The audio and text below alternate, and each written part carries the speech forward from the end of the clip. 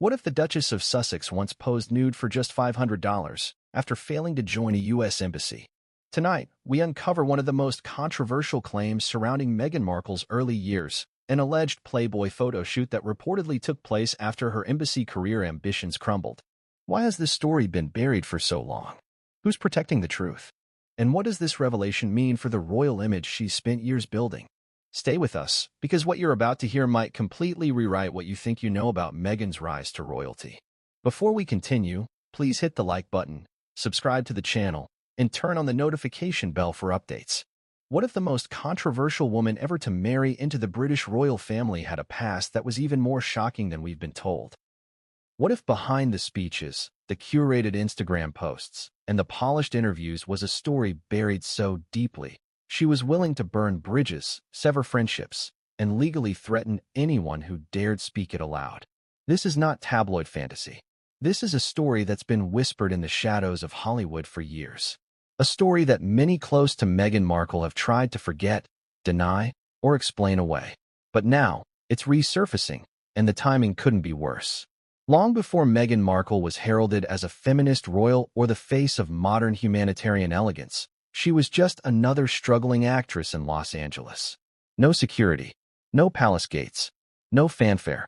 She was grinding through the audition circuit, hustling from one minor gig to the next, and doing what many aspiring stars do, sacrificing privacy, principles, and sometimes dignity, all in pursuit of a dream that rarely pays off.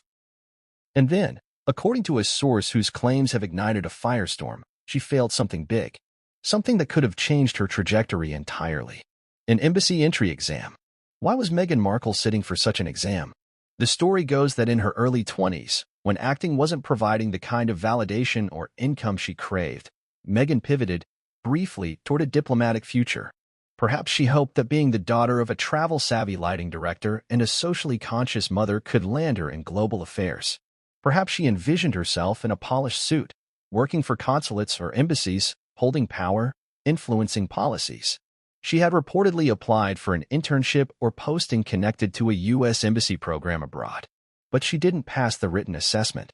For many, such a moment would simply be a bump in the road, a setback followed by another pivot.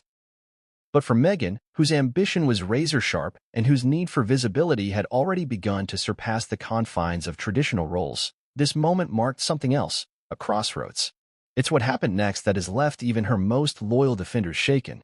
According to newly resurfaced allegations, shortly after that failed embassy attempt, Meghan accepted an offer for a nude photo shoot, allegedly with Playboy Magazine, for a fee that raises more questions than answers, $500. Not $5,000. Not $50. Just $500. Now, in today's world, nudity in media is neither rare nor inherently scandalous. Many models and actresses have taken that route, some willingly, some reluctantly. But this wasn't about art. This wasn't about body positivity or freedom of expression. This, insiders claim, was a calculated move to gain fast attention, stir the waters of notoriety, and rebrand Meghan from anonymous actress to someone too bold to be ignored. It worked. For a time, she garnered attention from small-time agents and mid-level producers. There was a buzz, albeit underground. She wasn't famous, but she was known. Not in the A-list lounges of Beverly Hills, but in certain casting circles where beauty and shock value often open more doors than talent. What's even more fascinating is that Meghan, according to associates from that era, never once mentioned the embassy ordeal afterward. It was as though that chapter had been wiped clean. Her focus returned fully to media, to fashion, and to finding roles that positioned her as worldly and relatable. She carefully chose interviews where she could speak about multiculturalism, about biracial identity, about gender politics. And while all of that may have reflected parts of her truth, what was left out, the calculated choices, the alleged adult-themed photo shoot, the hustles that never made it to the press kits, has now become the most compelling part of the narrative. In the years that followed, Meghan Markle didn't just change her surroundings. She changed her image. Her style shifted. Her friends evolved. She began aligning herself with causes, with philanthropists, and eventually, with royalty. Her meeting with Prince Harry wasn't an accidental crossing of paths. By then, she had mastered the art of social climbing in a town built on illusion. She had moved through Hollywood's B-list rooms with precision and, as some claim, with an almost surgical attention to who could elevate her public profile. So when news broke that Meghan was not only linked to a past Playboy shoot, but that she was allegedly paid a paltry $500 for it, the reactions were swift and split. To some, it was a cheap smear attempt. To others, it was a smoking gun. A revelation that suggested her early career wasn't just about survival, but about orchestrating notoriety with whatever tools she had. Critics argue that the payment alone reveals something crucial. Why would someone as calculating as Meghan settle for such a low amount unless she was desperate, or knew the payoff wasn't financial but reputational? $500 may not buy much in LA, but if the images reached the right eyes, the real currency could come later, in invitations, screen tests, or whispers in casting rooms. As the story picked up traction online, with old contacts chiming in and tabloid journalists scrambling for archived footage and shoot records, Meghan's camp reportedly went into overdrive. Sources close to her have denied the claim, dismissed it as fiction, and pushed back with legal threats to bloggers, independent reporters, and even YouTube creators. But the problem with the internet is this: once a story is out there, it doesn't die. It multiplies. What makes this tale even more compelling is how neatly it contrasts with the Meghan we've come to know since 2016. A duchess, a podcast host, a mother, a philanthropist, a voice for women's empowerment. And yet, buried beneath those layers, there's now a chapter of her life that doesn't match the brand. A moment that, if proven or documented, could challenge everything the public has been told about her transformation. In truth, this isn't about nudity. It's not about shame. It's about truth, transparency, and the lengths people go to curate a legacy. Did Meghan Markle really pose for Playboy after failing an embassy exam? Did she willingly exchange dignity for visibility? Or is this yet another example of the public and the media projecting scandal onto a woman they love to hate? The deeper we dig, the clearer one thing becomes. Meghan's story is far from over. And as more details emerge, the real question isn't whether the photos exist. It's whether she ever intended for the world to know about them, and what that says about how much of her narrative has been carefully constructed from the very start. Long before the tabloids crowned her either hero or villain, before she stepped into Windsor Castle in Givenchy and addressed the world as the Duchess of Sussex, Meghan Markle was a name rarely whispered outside of casting rooms and temporary trailers on small-budget sets. In those days, her name was simply Meghan, or sometimes, Meghan with the good look for commercials. She was a face that could sell wellness juice or a smile that lit up a 3-second scene on a cable procedural drama. The Meghan we know today was not born in Buckingham Palace nor groomed in the hallowed halls of diplomacy. She was built in the gritty grind of Los Angeles's B-list entertainment circuit. The early 2000s were a brutal time for aspiring actresses. Reality TV was on the rise, film budgets were shrinking, and the promise of landing a breakout role was more pipe dream than plan.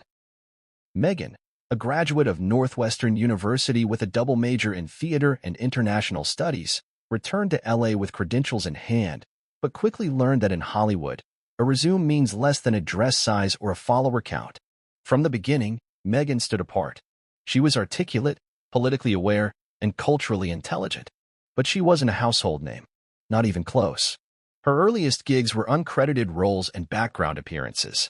One of her first on-screen moments came in 2002's General Hospital, a blink-and-you'll-miss-it performance as a nurse. From there, she picked up small parts in forgettable films, many with more focus on titillation than storyline. Titles like A Lot Like Love, Deceit, and The Boys and Girls Guide to Getting Down weren't Oscar contenders. They were stepping stones for actors looking to build demo reels and pay rent. Meghan took them. She smiled. She posed. She delivered lines written to be seductive, sassy, or scandalous. But rarely anything that showcased her intellect or voice. Behind the camera, things were harder. She wasn't getting callbacks for major roles. Her agent at the time, according to a former assistant at the agency, struggled to sell Meghan as a lead because casting directors didn't know where to place her. She was biracial in an industry obsessed with boxes. She wasn't white enough to be the girl next door, and not black enough for stereotypical urban roles being lazily churned out in writers' rooms. Meghan once noted in an old interview that she was ethnically ambiguous, and that ambiguity often meant rejection. It was the cruel irony of an industry that claimed to want diversity but lacked the imagination to embrace it. During this time, Meghan reportedly took on various side jobs. She worked as a calligrapher for celebrity weddings and events. She held briefcases on Deal or No Deal, a role she would later describe as unfulfilling and objectifying. But to many actresses in LA, Deal or No Deal wasn't a game show. It was a paying gig, one that provided exposure, airtime, and a small window of relevance. Meghan's smile, her posture, her walk, all rehearsed, polished, perfected. On that set, she was one of 26 women whose value was reduced to a number and a box. And yet, she played it flawlessly. But those opportunities didn't pay the bills for long. Sources from that era say Meghan was increasingly frustrated by the lack of progress. She was seen at workshops, readings, and networking events, always dressed sharply, always with a portfolio in hand. She came off polished, driven, but also tense. As one industry colleague put it, you got the sense that Meghan wasn't trying to make it as an actress. She was trying to become someone bigger than the industry itself. That ambition led her into a whirlwind of photoshoots, many of them promotional or catalog-based. But behind the scenes, she was also connected to a growing circle of photographers known for producing risque portfolios. These were the days before Instagram influencers or TikTok fame. If you wanted to get noticed in Hollywood, you needed a killer portfolio or controversy, preferably both. Photographers who worked in that space often offered test shoots to aspiring actresses, some professional, some less so. These could range from fashion-forward editorials to lingerie or implied nudity spreads. According to one stylist who claims to have worked with Meghan around 2005, she was willing to push the envelope. She wasn't reckless, but she was strategic. She knew how to give the camera just enough without going too far. But there was always a sense she was walking that line. It was around this period that whispers of a Playboy-linked shoot began to circulate. The details have always been murky, deliberately so. Some say it wasn't an official Playboy feature, but a portfolio commissioned by a photographer who sold shoots to third-party publications. Others suggest Meghan never expected the photos to be published, that they were private or intended for submission only. What complicates the story is the alleged fee, $500. In the world of magazine photography, $500 isn't much. For someone trying to break into Hollywood, it might cover rent for a few weeks, maybe groceries and gas. It wasn't a career-making payday, but it was a transaction, a choice. The figure has come under scrutiny because it doesn't align with Meghan's later brand as a woman of class, independence, and empowerment. Critics argue that it paints a picture of desperation, of compromise. Supporters argue that many women have done far more for far less, and that Meghan was simply doing what millions do, surviving. But unlike most actresses from that era, Meghan wouldn't stay anonymous. By 2011, she had landed her first major role on Suits, playing Rachel Zane, a sharp, driven paralegal with a wardrobe of pencil skirts and a voice full of quiet rebellion. For the first time, Meghan wasn't playing hot girl number 2 or sassy friend. She was a co-lead, a woman with agency, nuance, and character growth. The irony wasn't lost on those who remembered her earlier shoots. Rachel Zane was everything Meghan had wanted to project. Elegant. It is often said that life is shaped more by the closed doors than the ones that open. And for Meghan Markle, one of the most defining rejections in her early adulthood didn't happen in Hollywood. It happened inside a government office. Long before she entered the orbit of royalty, before her name became a global media magnet, Meghan stood on the brink of a vastly different future, one that involved diplomacy, global affairs, and potentially even foreign policy. But it all came to a halt, reportedly, because of one failed exam. While much of Meghan's early life has been curated in interviews, bios, and PR releases, the lesser-known chapter is her pursuit of an international career. It's no secret that she double-majored in theater and international studies at Northwestern University. And during her junior year, she interned at the U.S. Embassy in Buenos Aires, Argentina. That detail alone paints a vastly different picture of the woman later labeled by critics as fame-hungry or image-obsessed. Here was a young woman, smart and driven, exploring pathways beyond the entertainment world and setting her sights on something more cerebral, more substantial, at least on the surface. That internship was not insignificant. Working in an embassy, even as a student, meant Meghan had to undergo background checks, interviews, and formal assessments. It also meant she was exposed to the inner workings of international relations, policy briefings, diplomatic protocol, and global issues. For someone who would later be accused of exploiting the monarchy for commercial gain, it's a curious irony that she once considered a life of quiet diplomacy. But as the story goes, according to sources close to that period, Meghan didn't pass the Foreign Service Officer test, often abbreviated as the FST. The FST is no ordinary exam. It's a grueling assessment designed to test everything from geopolitical knowledge and situational judgment to writing skills and cultural awareness. Many bright, capable candidates fail it on their first try. Meghan, reportedly, was one of them. The test result, however, wasn't just a failed exam. It was a turning point. Until then, Meghan had been straddling two worlds, the serious and the spotlighted. One foot in global studies and policy, the other in modeling portfolios and screen tests. With the embassy doors shut behind her, the decision became clear: she would throw herself fully into the latter. And that decision wasn't made in a vacuum. Friends from that time recall a noticeable shift in her attitude following the exam. One former college acquaintance, who asked to remain anonymous, described Meghan as deflated but focused. She was disappointed, yes, but also realistic. She knew the acting world was brutal.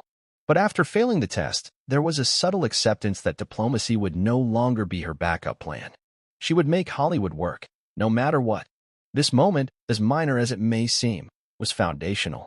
It cemented a mentality that critics say has defined Meghan ever since. If one route closes, pivot sharply, reinvent, repackage, move on. There would be no public mourning of a lost diplomatic career. There would be no blog posts lamenting what could have been. Instead, Meghan buried the story, shelved the dream, and leaned hard into her public persona. But here's where the controversy takes root. Around the same time as the failed FST, Meghan reportedly accepted a nude photoshoot offer, allegedly for Playboy Magazine or an affiliate photographer with ties to adult publications. The timing is too precise to ignore. Just months after being told she couldn't work in an embassy, she posed unclothed for a sum that wouldn't cover a month's rent in most cities. Why? That's the question that continues to haunt this story. Was it a moment of rebellion? A desperate move to stay relevant? A calculated pivot to gain notoriety? Or was it simply a decision made in the haze of disappointment, when dreams felt far away and the spotlight offered a faster fix? Some former colleagues suggest it was about reinvention. Meghan always knew how to adapt, said one talent scout who briefly worked with her during this time. She wasn't just chasing fame. She was constructing an identity. And when diplomacy fell through, she turned the volume up on everything else: sex appeal, bold choices, anything that could get her noticed. There's also a social dimension to consider. The early 2000s were a different era for women in media. There was no TikTok, no OnlyFans, no viral video algorithm to catapult unknowns into fame overnight. If you wanted to get noticed, especially as a woman, you either booked a breakout TV role or you played the sex card. In that context, Meghan's alleged photoshoot doesn't feel out of step with the era. It was strategic, it was controversial, and it was something many other women did quietly, hoping it would buy them their next shot. But the issue isn't the photoshoot itself. It's what it represents. The beginning of a new Meghan. The moment she stopped chasing the world she thought she should inhabit and began manufacturing the world she wanted to control. That transformation would become her signature move. She would do it again when she went from actress to duchess, from duchess to podcaster, from podcaster to brand founder. Reinvention wasn't a side effect of failure. It was her default response to it. And it all started with that failed embassy exam. Meghan has never publicly discussed this chapter in detail. It's omitted from documentaries, scrubbed from her digital bios, and ignored in interviews. When asked about her time in Argentina, she usually gives brief, polished responses about loving the experience and learning a lot. But there is no mention of the exam. No acknowledgement of the test that many now believe was the domino that changed her path forever. Why does this matter now? Because understanding this moment, this pivot, sheds light on the Meghan we see today. The woman who fiercely protects her narrative. The woman who knows when to walk away, when to rebrand, and when to burn bridges for a better platform. Her current battles with the royal family, with British tabloids, with media institutions, all stem from the same root: control of the narrative. Back then, she couldn't control the test. She couldn't charm her way into a passing score, but she could control what came next. And what came next, allegedly, was a bold, polarizing decision to expose herself, literally, in exchange for attention, leverage, and a new starting point. It worked. Not immediately, not without backlash, but it worked. And years later, as she sat across from Oprah Winfrey in a manicured garden, speaking in soft tones about trauma and truth, the photo shoot was nowhere to be found. The embassy failure was erased.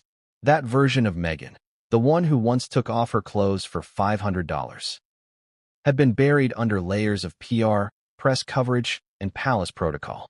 But in the digital age, nothing stays buried forever. As the story resurfaces, as people begin to trace her path backward, the embassy exam becomes more than a forgotten test. It becomes the moment the royal rebel was born. Few names command the kind of instant reaction that Playboy does. For some, it conjures images of glamour, power, and freedom.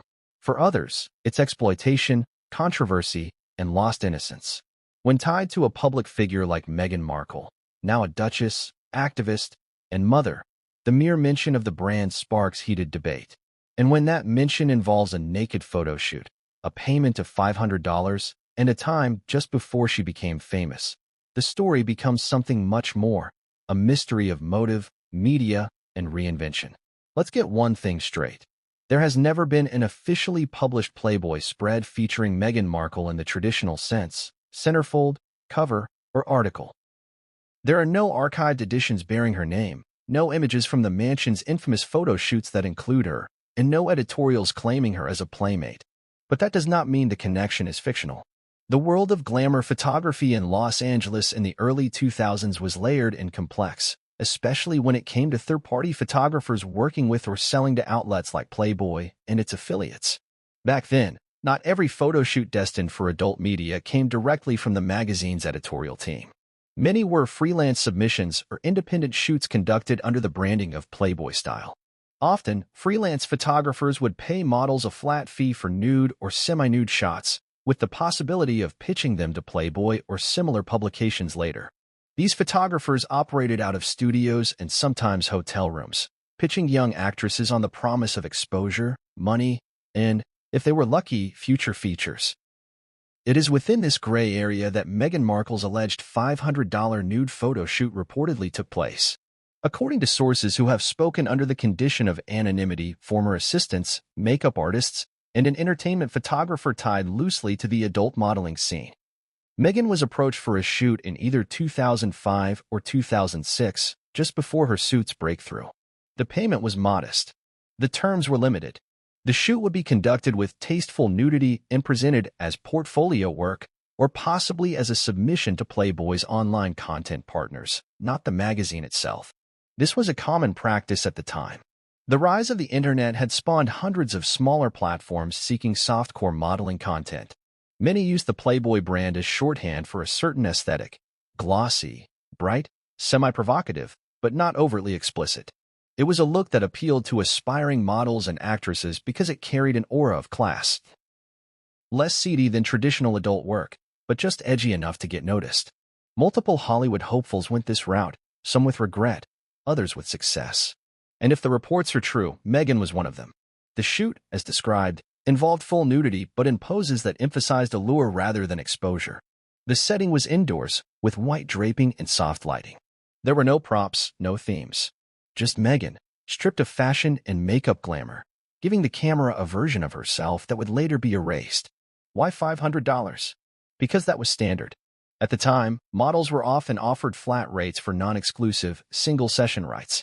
Photographers retained the ability to sell or license the images later, and the models had little to no control once the contract was signed. In this arrangement, Meghan wouldn't have posed thinking she'd appear on newsstands. It was more likely she believed the photos would either never surface or be used in small, subscription-based spaces with limited reach. But what she underestimated, like many others, was the permanence of the internet. Years later, after Meghan married into the royal family and her profile skyrocketed, there was a quiet scramble among media houses to dig up every scrap of content from her past. Tabloids paid top dollar for unseen photos, former co-workers were approached for stories, and old modeling shots were analyzed frame by frame for anything salacious. In that frenzy, whispers of a Playboy-linked photo shoot began to resurface. One tabloid even claimed to have obtained proof of the shoot, though no image was ever publicly released. Whether this was due to legal threats, failed negotiations, or the photos simply being too vague to confirm identity remains unclear. But those familiar with adult modeling circles confirmed that at least one set of images matching Meghan's likeness was circulating quietly in media circles post-2018. Interestingly, the controversy was never addressed publicly by Meghan or her team. Not during her sit-down with Oprah. Not during the launch of Archetypes. Not in the Netflix docuseries. The strategy, it seems, was to starve the rumor of oxygen. To pretend it never existed and rely on the public's short attention span to let it fade. But it hasn't faded. It has morphed. What was once a low-stakes rumor is now a symbol of something much deeper, the clash between Meghan's past and her present, between who she was and who she wants the world to believe she is. And for some, the alleged Playboy shoot stands as the ultimate contradiction to the woman who speaks about empowerment, dignity, and reclaiming narrative. For others, it is simply another unfair weapon used against a woman who dared to outgrow her origins. The $500 payment has become a lightning rod in this debate. Critics say it symbolizes Meghan's willingness to compromise for fame. Supporters argue it reflects the exploitation so many women face in early career stages. Neutral observers see it as a story about image-making, how fame is crafted not from truth, but from what we choose to show and what we fight to hide. Either way, the implications are hard to ignore. If the photos exist, if the shoot took place, then Meghan is not alone. She is one of thousands who took risks in pursuit of success. But unlike the rest, she succeeded. And that, perhaps, is what makes the story so powerful. It isn't about the nudity. It's about the audacity, the courage, or the calculation to do what others wouldn't. To sacrifice short-term discomfort for long-term recognition. To turn vulnerability into leverage. That's the Meghan who emerged from that $500 photo shoot, whether she admits it or not. By the time Meghan Markle stepped onto the global stage as Prince Harry's partner, the media narrative was tightly woven. She was the charming American actress with a humanitarian streak, a modern woman stepping into an ancient institution. But that polished version of Meghan didn't emerge by accident. It was carefully constructed, piece by piece. And to build it, parts of her past had to be buried.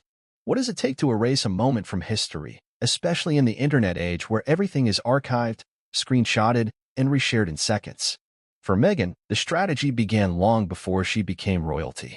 She understood that image wasn't just something you wore. It was something you curated, controlled, and when necessary, rewrote. After the alleged Playboy shoot and the early modeling gigs, Meghan moved quickly to reposition herself. Small acting roles followed, including minor appearances on game shows and in music videos. But none of these roles were framed as scandalous. Instead, they became footnotes in her struggling actress narrative, examples of her hustle, not her vulnerability. As her roles became more substantial, culminating in her breakout on Suits, Meghan began removing older content from public access.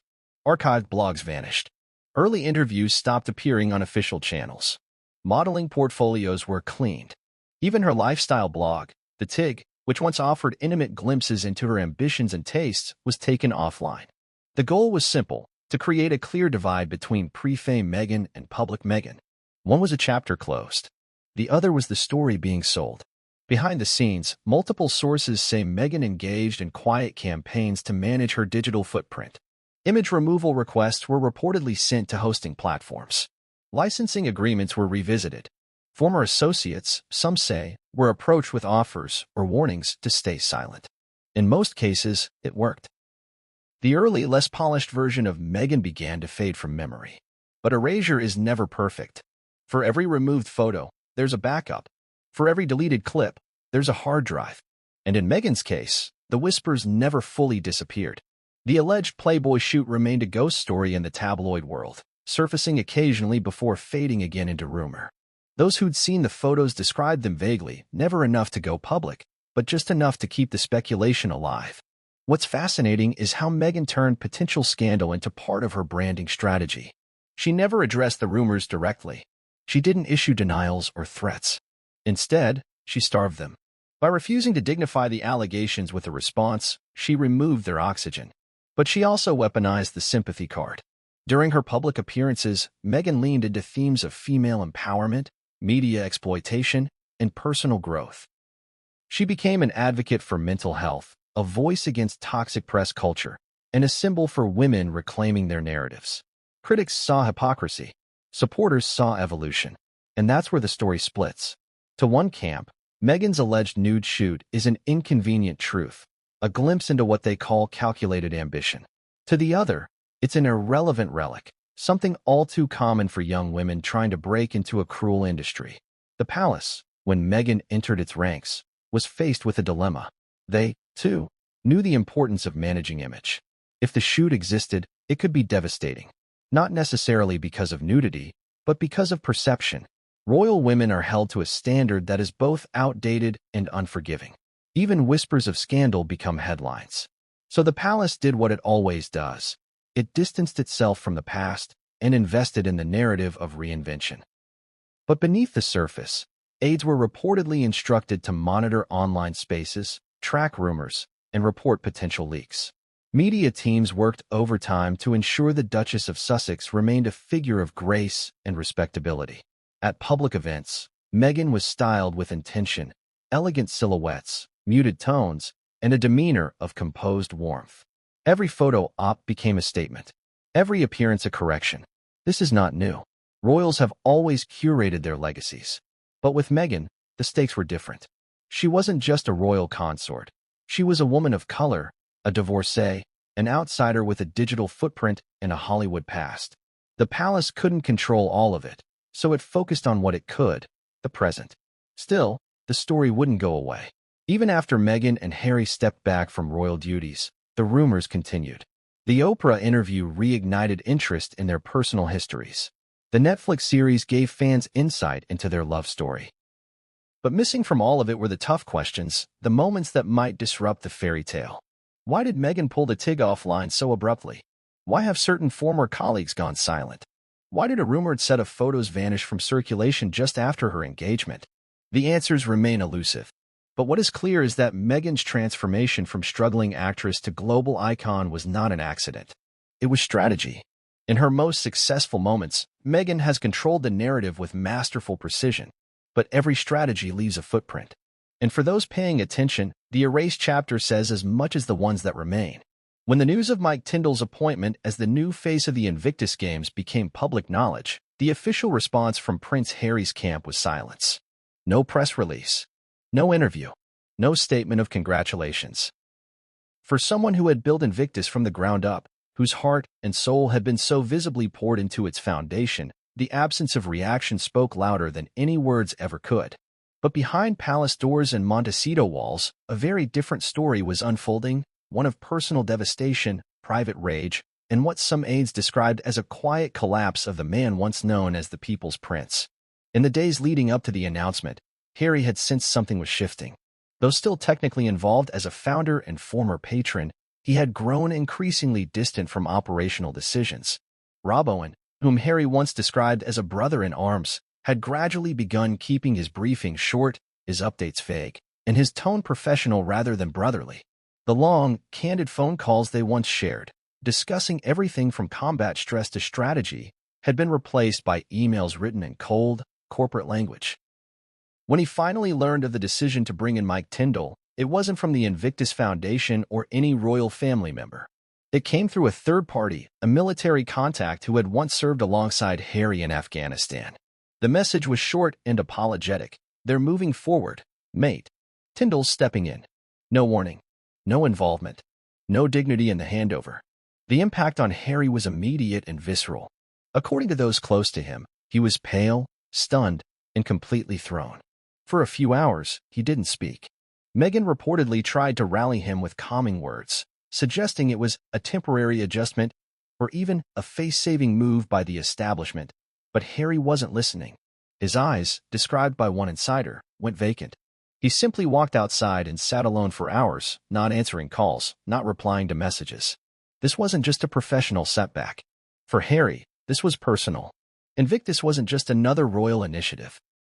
It had been his post-war therapy, his redemption story, the place where his guilt, his grief, and his need for purpose all found a home. The games were never about medals or publicity to him, not originally. They were about reclaiming his identity outside the palace, as a soldier, as a leader, and above all, as a brother-in-arms to those who had suffered more visibly than he had. But the cracks had started long before Mike Tyndall stepped into the spotlight. Since stepping back from royal duties, Harry's life had become a whirlwind of media engagements, lawsuits, book deals, and public drama. While he remained active with the games in theory, many within the Invictus community felt he had lost touch with its daily realities. His appearances became infrequent and heavily choreographed. His team began setting more conditions around travel, press coverage, and scheduling. The mission was being overshadowed by the man. Even some veterans who had once admired him began to question his motives. At a closed-door Invictus planning session in late 2023, one international coordinator reportedly said, "We can't keep playing support act to his Netflix tour." The sentiment, while harsh, reflected a growing sense of disillusionment from within. Harry hadn't changed completely, but the world around him had, and Invictus was paying the price. In private, Harry began spiraling. For weeks following Tyndall's appointment, his mood darkened. He reportedly skipped meetings. He became irritable with staff. Several initiatives linked to Archewell, his and Meghan's foundation, were delayed as his focus wavered. One staffer said he would often stare at old Invictus photos in his office, particularly one from 2016, where he knelt on a running track with an amputee athlete, both of them smiling in the sunlight. That photo never left his desk, the staffer said. It was his proudest moment. To lose that world, to be shut out of it, felt like a kind of death. Meghan, sensing his unraveling, tried to lift his spirits. She encouraged him to take back the narrative. She pitched the idea of a podcast episode where he would reflect on Invictus, reclaiming his connection with veterans through his own voice. At first, Harry agreed. A script was even drafted. But as the recording date approached, he canceled. "It's not mine anymore," he reportedly told Meghan. "Anything I say now sounds like I'm chasing what I've already lost." Friends close to Harry say this was the lowest point he had reached since his mother's funeral. Not because of public humiliation, Harry had grown used to being ridiculed by tabloids, but because this time, it felt like his own people had turned their backs. The very community that had once healed him was now moving on, without even looking back. To cope, Harry retreated further into isolation. He spent more time gaming late at night, a habit that had once helped him decompress after Afghanistan. He reduced public appearances. A planned trip to Germany for a veterans conference was quietly canceled. He stopped attending Invictus calls altogether. The more he withdrew, the less those around him knew how to reach him. And yet, even in the midst of this breakdown, Harry's mind kept circling back to one question. Could he have prevented this? In moments of painful clarity, he reportedly admitted to friends that perhaps he had let the mission slip, that he had allowed Invictus to become entangled in personal agendas, that he should have pushed back more forcefully against media teams, or canceled certain Netflix scenes, or put the athletes first even when his brand was burning. These moments of self-awareness were fleeting, but they struck hard. Still, his anger simmered, not just at himself, but at the royals, at Rob Owen, and even at Tyndall. Despite their shared history as sportsmen and royal in-laws, Harry reportedly viewed Mike's rise as opportunistic. He saw the lack of communication as betrayal. Some say he considered going public, writing a personal letter to the veterans, or even recording a video. But others in his circle urged restraint, warning that it would look petty, even vindictive. So Harry did what he had always done in moments of loss. He went quiet. Not the silence of peace, but the silence of a man mourning the disappearance of something he had believed would outlast him. The press, predictably, pounced. Harry cut out of his own creation, one headline read. From founder to footnote, read another. Talk shows speculated about his mental health. Columnists debated whether he had brought this on himself. And while Harry ignored most of it, the sting lingered. The world was watching him lose something he had created, and nobody was offering him a hand. The final blow came in the form of an internal message leaked to the press, reportedly from a board member. It described Mike Tyndall as a refreshing face for the games, present, grounded, and above all, distraction-free. Those words, while diplomatically phrased, landed like a dagger. Distraction-free. It was a verdict not just on his involvement, but on his existence. His name, his presence, his very identity had become a distraction. That night, according to one Montecito insider, Harry didn't sleep. He sat on the porch for hours, staring into the distance. The next morning, he cleared his desk. The Invictus memorabilia, the medals, the photographs, the old event passes all boxed away. When asked by a close aide if he wanted them moved into storage or kept in the house, Harry reportedly shrugged. "It doesn't matter. It's not mine anymore." But even in this darkest moment, there remained a faint, flickering thread of hope. As he walked through his garden the next day, he passed a bench where Meghan had once written her children's book, a bench that bore an inscription he had chosen, "For those who heal, and those who hold them." He paused, touched the wood, and whispered something no one else heard. Whether that was the end of Harry's Invictus chapter, or the beginning of a quieter legacy we've yet to see, remains to be written. To understand the complexity surrounding the alleged Playboy photoshoot involving Meghan Markle, one must go beyond Meghan herself and examine the culture in which such decisions are made. Because this isn't just about one woman posing for one photoshoot, it's about what that decision represents in a world that continues to measure male and female ambition through entirely different lenses. Hollywood has always had a troubling double standard when it comes to nudity, fame, and reinvention. Male actors who pose for provocative shoots are often celebrated as bold, edgy, and brave. They are seen as pushing boundaries or reclaiming their image. Meanwhile, female actors, especially those just starting out, are often labeled as desperate, reckless, or seeking attention when they make the same choices. The message is clear: what empowers one gender diminishes the other. This isn't a new problem. Go back through the annals of celebrity history, and you'll find countless male stars who've bared all in the name of art, performance, or even satire. From Burt Reynolds' iconic centerfold in Cosmopolitan to Ewan McGregor's frequent nude scenes in films, these choices were met with critical acclaim and, at times, cultural reverence. The act of revealing one's body was treated as a form of artistic liberation, not moral compromise. Now contrast that with how women have been treated. When Lindsay Lohan posed for Playboy in 2011, it was framed by many as a breakdown rather than a choice. When Kim Kardashian appeared nude for various magazines, it was seen by critics as vulgar and exploitative, even as millions clicked, watched, and bought the issues. Even established actresses like Sharon Stone or Demi Moore were not spared. Their nudity was dissected with suspicion, often viewed through a lens of how far she'll go rather than what she's expressing. So, when a young Meghan Markle allegedly accepted $500 for a nude shoot early in her career, it fit into a long, painful tradition of women being forced to gamble their dignity for a chance at visibility, and then being judged harshly for it when they finally succeed. It's easy to imagine the internal conflict someone like Meghan may have faced. Here she was, educated, articulate, well-read, and globally minded. She had spent years trying to craft a career based on intellect and presence. But the doors weren't opening. The acting industry was, and still is, notoriously cruel, especially to women who don't fit its narrow molds.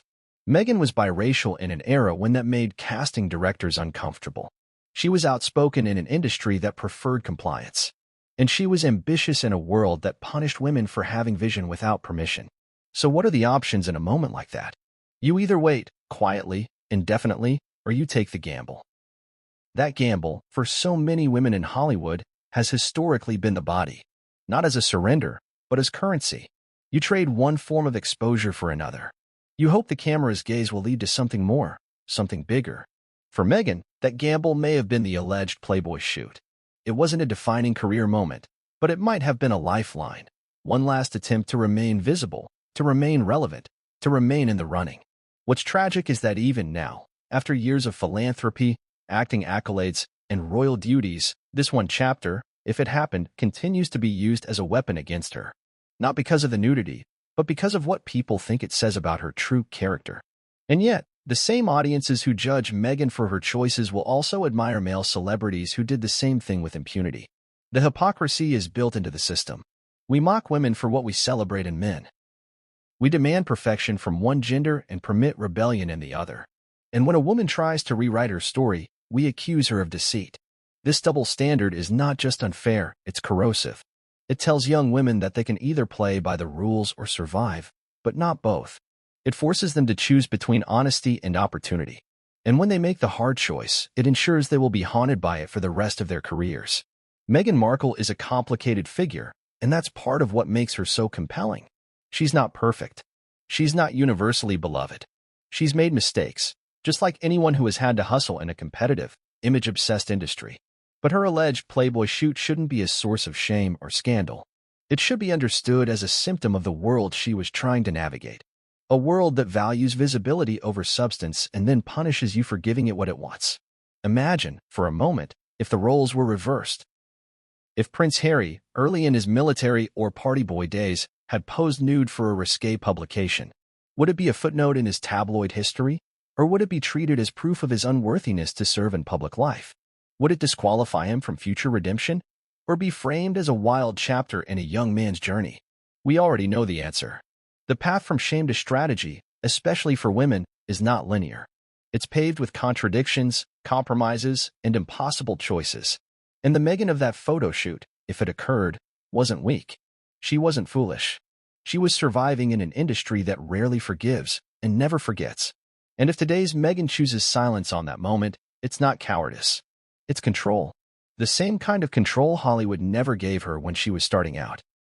Before Meghan Markle ever set foot in Buckingham Palace or stood next to Oprah for one of the most watched interviews in modern history, she was a young woman with ambitions shaped by intellect, discipline, and a desire to be more than just a pretty face. One of the lesser-known parts of her early narrative involves something seemingly mundane yet incredibly telling: a failed embassy entry exam. But this moment, quiet, buried, and unacknowledged, reveals more about Meghan than most of her polished public statements ever could. In the early 2000s, Meghan Markle wasn't yet a recognizable face. She wasn't even a rising Hollywood star. She was, in her own words, hustling for small jobs, working odd gigs, and trying to carve a space for herself in a ruthless industry. But what many don't know is that at one point, she had her eyes set on something entirely different from Hollywood. Meghan had considered a path that diverged from modeling, acting, and the celebrity spotlight altogether. She wanted to work in diplomacy. It's not hard to believe. Meghan was well-educated, having graduated from Northwestern University with a double major in theater and international studies. She had a global outlook and a deep interest in humanitarian issues. While her time as an actress would later define her in the public's eyes, those close to her say she once dreamed of joining the U.S. State Department. She even applied for an internship at the U.S. Embassy in Buenos Aires and briefly worked there in a junior capacity, proof of her serious attempt at following a different trajectory. To move forward in that career, however, required passing the Foreign Service Officer Test, FSOT, a rigorous and competitive exam that determines eligibility for work in American embassies around the world. The test isn't just about politics or global affairs. It's a crucible for candidates' writing ability, critical thinking, situational judgment, and general knowledge. It weeds out those who may have passion but not the necessary aptitude or temperament for diplomatic work. By most accounts, Meghan took the exam and failed. The failure was, by all indicators, a private event. There was no public record, no social media confession, and certainly no media coverage. But whispers from those who knew her suggest the event hit her hard. This wasn't just a failed test, it was the death of one version of her future. It was a realization that intellect alone wouldn't be enough to break into the realm of global leadership, at least not through traditional paths. And this is where the story begins to turn. Because instead of retreating or succumbing to disappointment, Meghan pivoted. She didn't let the failed exam define her. Instead, she doubled down on her performance skills and began to seriously pursue acting again. It wasn't a reluctant fallback, it was a strategic redirection. And in that redirection, we see the resilience that would later define both her rise and her controversies. Still, the embassy exam failure lingered in the background. Not a scandal, not even a secret, but as subtext. Because once Meghan married Prince Harry and began aligning herself with humanitarian causes, critics emerged quickly. They questioned her expertise. They mocked her speeches. They asked, often with hostility, what qualified her to speak on matters of race, policy, or global justice. And while such scrutiny is always intensified for women, especially women of color, there was an added edge in Meghan's case. People sensed she was playing a role she hadn't earned. Had she passed that exam years earlier, perhaps she would have had the institutional legitimacy to silence those doubts. A career diplomat turned duchess would have been nearly unassailable. But the fact that she failed, quietly, without acknowledgement, became, in some corners, a source of whispered schadenfreude. It confirmed the belief held by some that Meghan was always an outsider trying to play an insider's game. To her detractors, The failed exam symbolized her lack of real substance. To her supporters, it was a testament to the structural barriers smart, ambitious women face. To Meghan, perhaps, it was simply a fork in the road. But its impact is clear. The failure pushed Meghan further into the arms of the entertainment industry. It led her into roles she might have otherwise bypassed. It put her in the right place at the right time to land suits, to travel the world, to enter elite circles, and eventually, to meet Prince Harry. In that sense, the failed embassy exam wasn't an ending. It was a beginning. And yet, it remained a quiet one. Meghan has never spoken publicly about this episode. Not in interviews. Not in her blog. Not in the Netflix documentary that traced her every emotion. It remains conspicuously absent, as if pretending it never happened gives it less power. But the omission is telling. Meghan has always been selective with her narrative. Like most public figures, she curates what the world sees. The failure of the FST doesn't fit neatly into the narrative of success against all odds or of innate leadership. It's a reminder that, like many people, she tried and failed before she succeeded. The real question isn't why Meghan failed the exam. It's why we hold that failure against her. Plenty of public figures have failed at things. Plenty have pivoted, adapted, and recalibrated. But in Meghan's case, the failure is often weaponized. It becomes a shorthand for being a fraud, or a social climber, or someone pretending to be smarter than she is. But what if the opposite is true?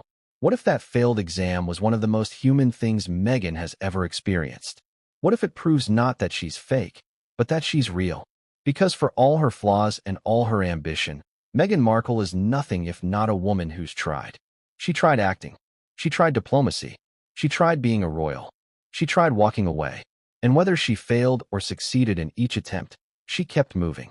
That is what makes her dangerous to her critics, and inspiring to those who feel boxed in by a single definition of success. In the underbelly of the internet and the darker corners of celebrity gossip forums, one rumor has refused to die, that Meghan Markle, years before she ever imagined becoming royalty, posed nude for Playboy Magazine in exchange for $500 following her failed attempt at entering a diplomatic career. The claim, tantalizing in its simplicity and scandal, has drawn the attention of both her critics and curious onlookers. But what's the actual truth behind it? What really happened or didn't happen on that alleged photo shoot? And why does it matter so much to so many? To begin understanding the full scope of this story, we must step back to the early 2000s, well before Meghan became a household name. At the time, Meghan was a recent college graduate with a degree in international studies and theater. She was bright, beautiful, and completely anonymous. Like thousands of other women trying to break into the entertainment industry, Meghan faced the brutal reality of a system built not on merit but on marketability. If you didn't have the right connections or couldn't land an agent who believed in you, you were invisible. Enter the modeling gigs. These were often low-paying, short-term, and far from glamorous. They ranged from brand catalogs and promotional work to car showrooms, trade expos, and reportedly photo shoots with photographers who claimed to work for larger magazines. This is where the fog sets in. Somewhere within this early chapter of Meghan's story, sources claim, she crossed paths with a photographer loosely connected to Playboy's West Coast content acquisition team. Now, Playboy Magazine in the early 2000s was shifting. No longer just the iconic centerfold-driven publication it had been in the 70s and 80s, it was now branching out. They were testing digital exclusives, themed pictorials, and even budget shoots for local editions and website-only content. Not every model posed for the main magazine. Many, if not most, were featured in lesser-known branches of the Playboy brand. Think girls of the Pac-10, campus cuties, and one-off online galleries. It's in this murky space that the Meghan rumors took hold. The claim is that Meghan, frustrated and financially struggling after failing her embassy exam, was approached with an offer, a one-day shoot, $500 in cash, and a guarantee that the photos would be soft and artistic in tone. Allegedly desperate to stay afloat and not wanting to return to her parents' home, she agreed. What happened next, according to the rumor mill, remains contested. Some say the shoot was completed and quietly uploaded to an internal Playboy server meant for web-only releases, never hitting the print pages. Others insist the photos were taken but pulled before release after Meghan began to gain some traction in television casting circles. A third narrative claims the shoot never happened at all, that it was merely proposed, maybe even discussed, but ultimately walked away from. Yet despite the absence of confirmed images, the rumor has persisted. Why? First, the source of the story has always been tantalizingly close to credibility without ever being solid. Several unnamed individuals in casting and photography circles have mentioned knowing about the shoot. A few low-resolution images, never verified, have circulated online purporting to show Meghan in compromising poses, though none have been definitively proven to be her. Second, the media ecosystem thrives on vacuum. In the absence of proof, speculation becomes currency. Meghan's refusal to address the rumors head-on is seen by some as evidence of guilt, even though countless celebrities have chosen silence over fueling baseless accusations. Third, and most importantly, the idea of Meghan posing for Playboy strikes at the heart of one of society's most toxic fixations, the obsession with shaming women for their pasts. It becomes less about the photos themselves and more about what they mean. To critics, especially those who bristle at her royal status or her perceived ambition, the idea of a duchess having a Playboy past is irresistible. It's a weapon, an argument, a way to say, she never belonged. And because it fits so perfectly into the villainous narrative they've constructed around her, it's repeated endlessly, regardless of verification. But here's where things become even more layered. In recent years, several celebrities have come forward admitting that they were paid small amounts to pose for semi-nude or suggestive shoots when they were young and broke. In most cases, these shoots never made it to major publications, but the existence of the photos haunted them for years. The same could very well be true for Meghan. Even if the Playboy label is inaccurate, the possibility of an early photo shoot, under financial pressure and limited options, is not outrageous. It's a reality for many struggling artists. What is outrageous is how differently we treat those photos based on the subject's later success. If Meghan had remained a minor television actress, no one would care. If she had married a Silicon Valley executive instead of a prince, no one would care. But because she married into the monarchy, an institution obsessed with decorum, tradition, and image, suddenly, her entire past is fair game. This isn't journalism. This is weaponized curiosity. Some online sleuths have gone so far as to attempt reverse image searches, geolocate supposed studios, and contact former Playboy photographers to dig up the truth. All in an effort to prove what? That Meghan Markle once posed for a camera to make rent? That she made a decision, like many have, to take a job she might later regret? At this point, the debate is less about facts and more about narrative warfare. Those who hate Meghan see the alleged Playboy shoot as validation. Those who support her view it as an attack line that reveals more about the attackers than the accused. And Meghan, for her part, has chosen silence. Her lawyers have issued takedown notices for some images that falsely claim to show her, but there has never been a comprehensive denial campaign. This suggests that either the rumor is false and not worth legitimizing, or it's true in some form, and silence is a strategic move to avoid drawing further attention. Either way, the damage is in the repetition. Because in 2025, it doesn't take evidence to ruin a reputation. It takes a few tweets, a YouTube video, a grainy image, and a clickbait headline. That's the new standard.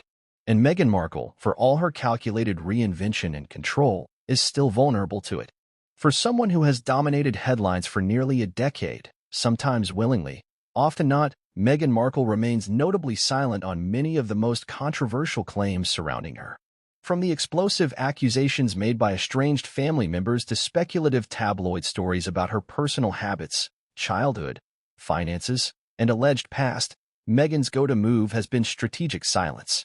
And when it comes to the persistent rumor that she once posed nude for Playboy after failing an embassy exam, her silence has spoken louder than any official denial. But why? Why doesn't Meghan come forward with a definitive statement that shuts down this claim once and for all? Why not draw a line in the sand, release a press statement, threaten a lawsuit, or confront the issue head-on in an interview? The answer lies not in cowardice, but in calculated, deliberate strategy, a method shaped by her lived experience, media training, and a profound understanding of how the modern attention economy works. Meghan understands one of the oldest rules in scandal culture: denial often legitimizes the accusation. When a public figure acknowledges a rumor, especially one that's scandalous or salacious, they breathe life into it. Even if the denial is strong, even if it's backed by legal language or impassioned rhetoric, it pulls the issue out of the shadows and into the spotlight. And in doing so, it grants the rumor a level of seriousness it may not have otherwise earned. From a media strategy perspective, remaining silent denies the rumor a second life. If Meghan had addressed the Playboy photoshoot claim, the headline would no longer be, "Was there a Meghan Markle Playboy shoot?" It would be, "Meghan Markle responds to Playboy allegations." A subtle shift, yes, but a powerful one. The first suggests speculation. The second implies confirmation of something worth responding to. Silence, in this context, is a way to deny the story oxygen. Still, many observers interpret her silence as evasion. They argue that refusing to deny something leaves room for interpretation. In fact, some of her critics have weaponized her silence, suggesting that if she really had nothing to hide, she'd speak up. But Meghan is playing a different game. Her silence is